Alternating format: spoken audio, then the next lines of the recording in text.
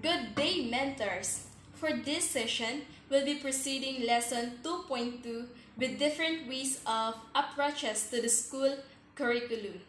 We know that the curriculum is the totality of the experience of the learners or students in and outside the classroom. So, there are three ways of approaching a curriculum. First, curriculum as a content or body of knowledge. Second, curriculum as a process. Third, curriculum as a product. Curriculum as a content or body of knowledge. It is quite common for traditionalists to equate a curriculum to a topic outline, subject matter, or concept to be included in the syllabus or a books. So, if we will equate curriculum as a body of knowledge, then we will be focusing on what particular contents are we going to deliver to our student. There are different ways of presenting the content in the curriculum, and one of each which topical approach. From the root word topic, where much contents is based on knowledge and experiences are included if we are to give an example. So we refer to table of contents in a particular or in a certain book. We have this book and one of its components or parts is the table of contents. The table of contents are the list of topics included in that particular material. So it is topical approach where contents based on knowledge and experiences are included. The second is concept approach with fewer topics in cluster. So the topics are broader compared to concept because concept are cluster topics with relatedness or connection which is emphasized. The third way is thematic approach. It is a combination of concepts that develops conceptual structures. So we have this concept categorized into one theme that develops conceptual structures. So we have this main theme and under each theme are actually the concepts which are combined. And these concepts are being clustered in one topic. Fourth is the modular approach. And this leads to complete units of instruction. There are topics and topics are clustered which become concept. And these concepts are structure which could become a theme and this topic, this concept, and the themes of clustered contents become the module. So, just like the module would serve as our self-learning toolkits, no? With preparation, with presentation, with practice and performance. And it leads to complete units of instruction.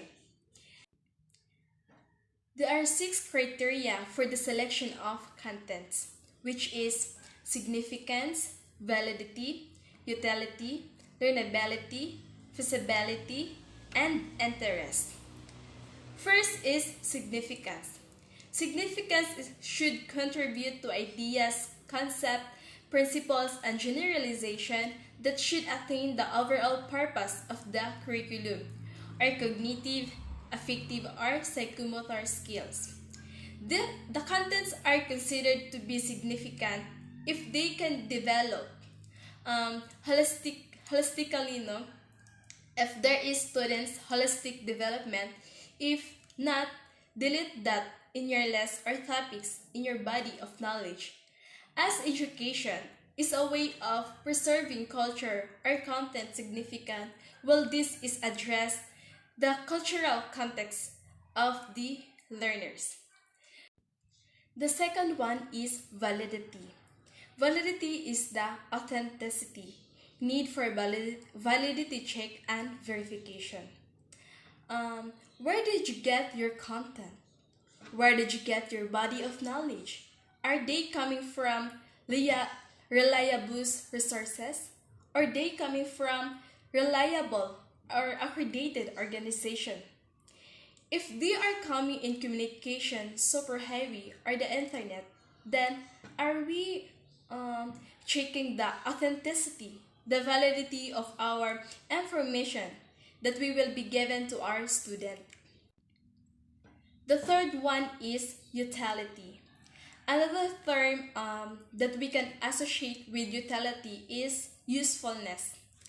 Utility can be related to the time with validity. It may have been useful in the past but may not be useful now or in the present or in the future. So ask yourself, will I use this in my future job? Will it add meaning to my life as a lifelong learner? Or the subject matter be useful in solving current concerns? So we had to answer these questions. The fourth one is learnability. Learnability should be within the range of experience of the learners, or content standards and sequencing of contents. Sometimes we choose content which are not fitted to the grade level aboard students, meaning our students are not yet ready to accept these contents because it is not they are not yet ready to have these skills, to have this knowledge. This is based on the psychological principles of learning. Are they ready? Basig you are teaching in grade 2 and you are using the William Shakespeare of masterpieces, and yet they are still grade 2, no? So that is an example of the learnability. Do they have ability to learn these contents or knowledge? The fifth one is feasibility. Feasibility can be content be learned within the time allowed, resource available, expertise to the teachers, and the nature of the learners. Are there contents of learning which can be learned beyond the formal teaching or learn engagement? Are there opportunities provided to learn this? Four components are being emphasized here. One is time element. In your lesson plan, in the preparatory statement, you may say within 1 hour of collaborative learning activities and independent learning activities. It's 1 hour. But your topic is broad and it's need 2 hours for the entire presentation. So, you are or it's not feasible. You are violating this particular criterion in the selection of the content. Second is resource available. By using PowerPoint presentation and digital light projector is not available. Okay, so may change your plan and use another resource which are available at hand. You may change a plan but never the goal, never the intended learning outcome. And the third is expertise of the teachers. Okay, you are using slideshow presentation and yet you don't know how to set up the digital light projector. You use Microsoft but you are not familiar with this particular resource or facility. So in that end, you will violated in the feasibility and the nature of the learners are to be considered. Last is interest. Will the learners take interest in the content? Why? Are the contents meaningful? What value will the contents have in the present and future life of the learners? They can students interested in the content if they feel significant for them. It can be used day-to-day activities. As much as possible, we establish utility or usefulness for them to feel or motivated, or they had the interest to listen or to group the content to be delivered by the teacher. Interest is the one of driving course for students to learn better.